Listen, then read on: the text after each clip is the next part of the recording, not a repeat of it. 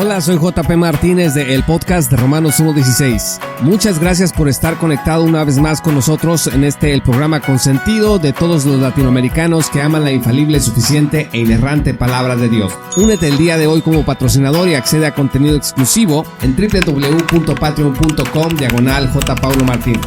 Disfruta del siguiente episodio que hemos preparado especialmente para ti.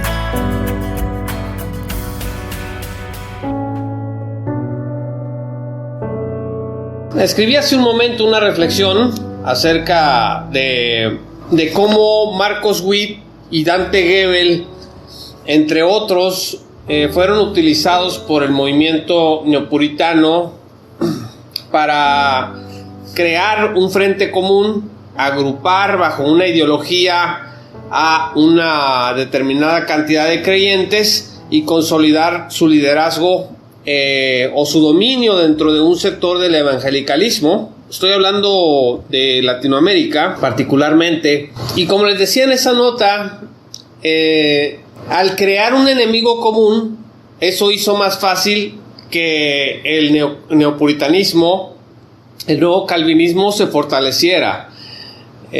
Ustedes saben, divide y vencerás, un principio básico de la guerra, y entonces estos son los buenos, estos son los malos. Los malos son Marcos Witt, Dante Gebel, entre ellos también se hablaba de Cash Luna, se hablaba de... tengo su rostro en mi mente, pero no me acuerdo. Guillermo Maldonado, se hablaba también... de Gigi Ávila también se habló en ese entonces. Y esos son los malos, y de este lado están los buenos. ¿Y quiénes son los buenos? Bueno, pues del lado de los buenos está John MacArthur, está Paul Washer, está Steve Lawson, está Owen Strachan, y del lado de Latinoamérica Sugel Michelén, Miguel Núñez. Y bueno, esos eran los dos equipos. Y si tú estabas, tu deber como cristiano que amara la sana doctrina era ir para el lado de MacArthur, Washer y todos ellos, salirte del lado de Witt y de Gebel y de todos ellos. Entonces tenías que pasarte para acá. La lógica era muy sencilla. Si tú te lograbas pasar para este lado, entonces tú ya eras de sana doctrina. O sea, el concepto de sana doctrina fue secuestrado por el movimiento neopuritano. O sea, sana doctrina en realidad se convirtió en sinónimo de doctrina calvinista. Sí, ¿cómo sabes? Se empezaba a preguntar, por ejemplo, en esa página del Troll Reformado, que de pronto dejó de crecer, creció mucho en unos años, y tengo tiempo viendo que no pasa de los 80, 90 mil, puedo estar equivocado, pero eso es lo último que vi. Bueno, ahí a cada rato decía, una iglesia de sana doctrina en tal ciudad de Colombia. ¿Alguien sabe de una iglesia de sana doctrina en la ciudad de fulano de tal, en este país? Por favor, informe. ¿A qué se referían cuando preguntaban por una iglesia de sana doctrina? Cuando preguntaban por una iglesia de sana doctrina, se referían a una iglesia del nuevo calvinismo. Y cuando la gente decía, es que no encuentro iglesias de sana doctrina en mi ciudad, se refería a que todas las iglesias que esa persona conocía de su ciudad eran de corte pentecostal o neopentecostal. Esa era básicamente la lógica. Los calvinistas, nuevos calvinistas son la sana doctrina, y los pentecostales o no calvinistas no son de sana doctrina, son la cuna de los lobos rapaces, son los que tuercen las escrituras, y todos los pasajes que en la Biblia nos enseñan a nosotros de la falsa doctrina está de este lado, de Marcos Witt, de Gebel y de todos ellos. Esto fue sumamente eficaz, amigos, muy muy eficaz. No se imaginan el éxito que esto tuvo. Realmente fue una campaña exitosa. Yo participé de esa campaña sin saberlo, a favor del movimiento del nuevo calvinismo. Había que machacar y atacar al otro lado. Y en realidad lo que estaba pasando es que estábamos manipulando la información, alterando hechos de la realidad para presentar un caso a favor de nuestros líderes. Y de pronto se vino eso con mucho éxito, decía en la nota, unos 7 años, 8 años atrás. ¿Y qué pasó después? Pues que se cayó el movimiento de sana doctrina. Se vinieron los escándalos en Grace Community Church, se vinieron los escándalos en ministerios de apologética como el de Zacarías. La Convención Bautista del Sur, que tenía una tendencia de liderazgo al nuevo calvinismo muy fuerte, pues se viene la investigación que revela cientos y cientos de abusos de diversa naturaleza. Ustedes saben a qué me refiero. Se viene también el fenómeno de Trump, Donald Trump, y los pastores de sana doctrina se le encaraman a Donald Trump, lo presentan como el nuevo Ciro algunos, otros lo condicionan el voto a favor de Trump, y los republicanos lo condicionan la fe cristiana a eso. MacArthur decía que los verdaderos cristianos eran los que votarían por Donald Trump. Esto se extiende a Latinoamérica, en donde había elecciones y había un candidato que se posicionaba como derecha. Los pastores y líderes cristianos influenciados por este movimiento de sana doctrina le decían a la gente: si no votas por este candidato de derecha, tú no eres un cristiano de verdad. Entonces este fenómeno trumpista también sacó un montón de cobre que había en los líderes y los ídolos que teníamos del movimiento de sana doctrina. Y entonces el piso se empezó a resquebrajar, se empezaron a caer, se vino la pandemia. La pandemia es otro fenómeno muy importante. Cuando llega la pandemia hay un cortocircuito en la espiritualidad de muchos cristianos, porque miren, la vida cristiana, la vida espiritual no se puede sostener de propaganda. Tú no vas a poder sostener de propaganda tu vida cristiana. No vas a poder sostenerla sobre un ídolo, ¿no? La vida cristiana se sostiene cuando el centro es Cristo. Cristo es el que le da vida al creyente y lo mantiene a través de las pruebas. Entonces, cuando se viene la pandemia, se viene mucha confusión, mucha sensación de soledad, despegan explotan las enfermedades mentales, la depresión se va a niveles altísimos en todo el mundo, la ansiedad se va a niveles altísimos. Entonces toda nuestra apología basura que hacíamos a favor de nuestros ídolos no sirve de nada, ¿no? Ahora no me servía a mí de nada estar de este lado pegándole a los de este lado. De nada me servía estar seguro que Dante Gebel y Marcos Wider eran unos perdidos, unos apóstatas, y que MacArthur y Washer eran los meros de la película. Entonces la pandemia puso contra la pared a muchos cristianos que empezaron a regresar a la Escritura, que es el corazón de nuestra espiritualidad, a buscar consuelo en la Escritura. ¿Qué me dice la palabra de Dios sobre esto que yo estoy pasando?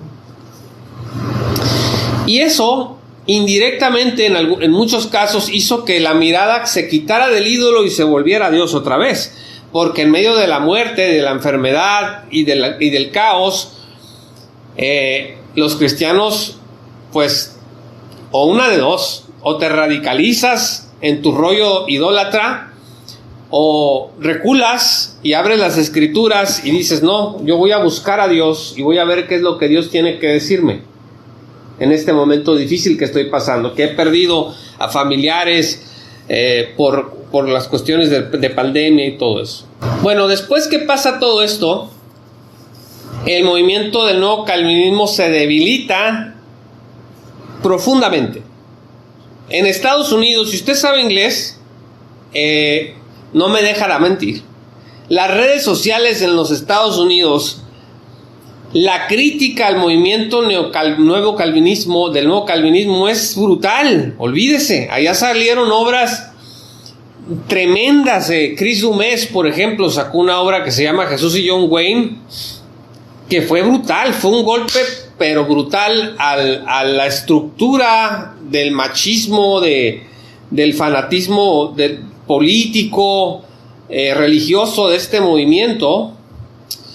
Y bueno, ¿qué hizo el movimiento neopuritano? Empezó a acusar a Chris Dumas de feminista, de pro-LGBT, de queer y todo eso.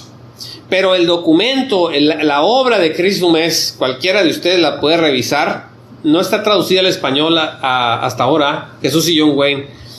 No, hombre, fue una cosa de impacto grande también. Beth Allison Barr sacó otra obra importante sobre la historia del Ministerio de la Mujer a lo largo de los siglos. Es un documento también que yo creo que todos los complementaristas deberíamos de leer para matizar y mesurar nuestro discurso, ¿no? Bueno, y salieron muchas otras obras del nacionalismo cristiano en inglés. Y en Latinoamérica, pues, como que nada más la gente se quedó patinando a ver qué pasaba, volteando a los Estados Unidos, a ver qué decían los ídolos allá, y escuchando lo que los intermediarios de idioma español nos decían de esa gente. Yo era uno de esos intermediarios en aquellos años, ¿no? Yo me bajé de todo eso hace tiempo y empecé a ver lo que estaba pasando desde fuera. Bueno, ¿qué pasó entonces? Que los influencers que hacen de mediadores entre ese grupo cuya reputación está por los suelos ahorita, de supuesta sana doctrina, por todo lo que les he dicho anteriormente,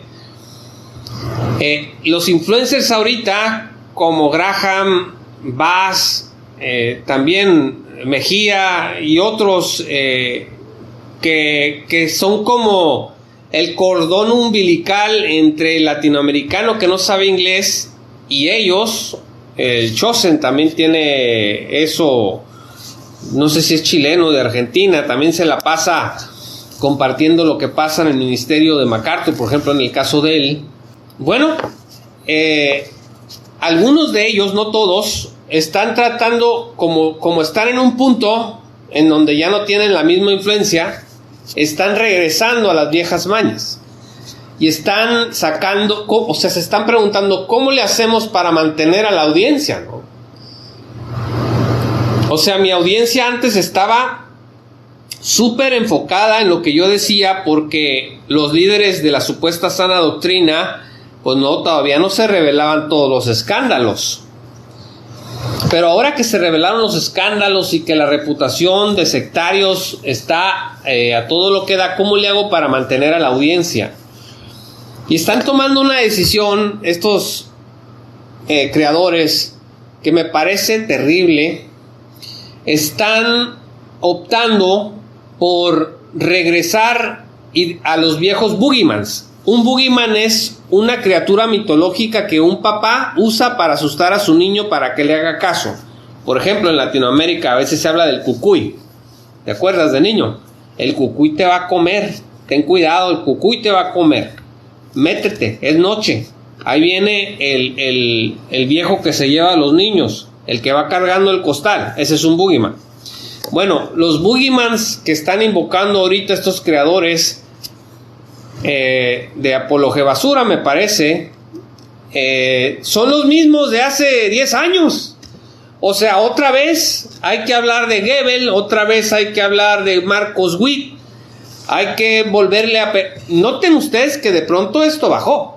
Eran motivo de memes, de risa, de burla. No eran importantes, pero de pronto se están convirtiendo otra vez. Witt, por ejemplo, acaba de salir en la portada del Times. Goebbels trae una gira internacional y nunca había tenido tanta audiencia como ahora. Dante Goebbels me refiero. Entonces, no encuentran que otra manera de mantener a su audiencia conectados con estos creadores, y entonces otra vez están volviendo a los viejos boogeymans y a grabar en contra de Witt, en contra de Goebbels. O sea, ¿qué nuevo puedes decir de ellos, no? ¿qué otra cosa nueva puedes decir de ellos que ya no se haya dicho, ¿no? Ahora, el Dante Gebel y el Marcos Witt de hace 20 años, pues no puede ser que no sean los mismos de ahora, ¿no? Pero eso no importa. Se están invocando los mismos argumentos de las cosas que se dijeron hace 20 años, por ejemplo, hace 15 años, hace 10 años. Y de las cosas más recientes, en realidad muchas de ellas no tienen sustento. Hay muchas réplicas contra Marcos Witt, por ejemplo, que ya no tienen sentido, ¿no? Como que había escrito que cantaba una canción para el diablo y todo eso, ¿no? Que si, por ejemplo, que enseñaba un falso evangelio porque no enseñaba nuevo calvinismo, porque él decía que Dios está esperando que nosotros respondamos a su llamado y no va a hacer nada si nosotros no respondemos. Y una de las críticas a Witt era: ese es un apóstata falso maestro que dice que Dios está atado de manos. Bueno, lo que pasa es que Witt no es calvinista, simplemente eso.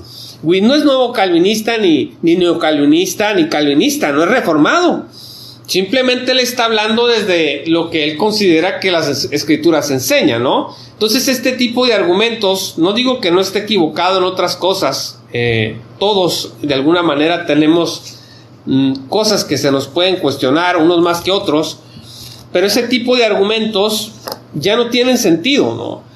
Ya no tienen sentido si tú entiendes que el nuevo calvinismo, la fe reformada, es simplemente una interpretación entre otras interpretaciones de las Sagradas Escrituras. Pero eso hace 8 años no era así. Hace 8 o 10 años, ser calvinista era ser de sana doctrina. Ser calvinista era confesar la fe novotestamentaria. O sea, si tú eras calvinista, quiere decir que tú eras un verdadero cristiano. Y si no eras calvinista, quiere decir que eras una persona que estaba confundida. De ese tamaño era el fanatismo. Eso ya se cayó. Entonces están sacando estos creadores nuevos videos con viejas informaciones, invocando cosas que se han repetido 1000 veces, y la gente sigue consumiendo eso. ¿Por qué mejor? Fíjate, quiere decir que no tiene nada más que ofrecer. ¿Por qué no decir: vamos a entrar en una serie a estudiar la teología que hay en Romanos, o vamos a hacer un estudio de Gálatas, o vamos a estudiar la teología del pacto? Vamos a estudiar la teología del pacto en los últimos libros de la teología del pacto que han salido. Vamos a estudiar, estoy hablando del espectro reformado. Miren, acaba de salir una obra que presenta esta situación. Vamos a compartir, vamos a contrastar esto con otras tradiciones. Se vale también seguir haciendo intercambio con otras tradiciones teológicas. Si el pentecostalismo, por ejemplo, tiene cosas que se le puedan seguir analizando, y al mismo tiempo que la teología reformada, bueno, pues se puede hacer eso de manera ordenada y sobre todo respetando a tu audiencia, ¿no? Pero no, o sea, voy a mejor a grabar un contenido en donde voy a sacar del pasado lo que hace 10 años andábamos diciendo de Marcos Witt, de Dante Gebel y de otros. Yo no sé si ustedes se dan cuenta de eso. Entonces no tiene sentido.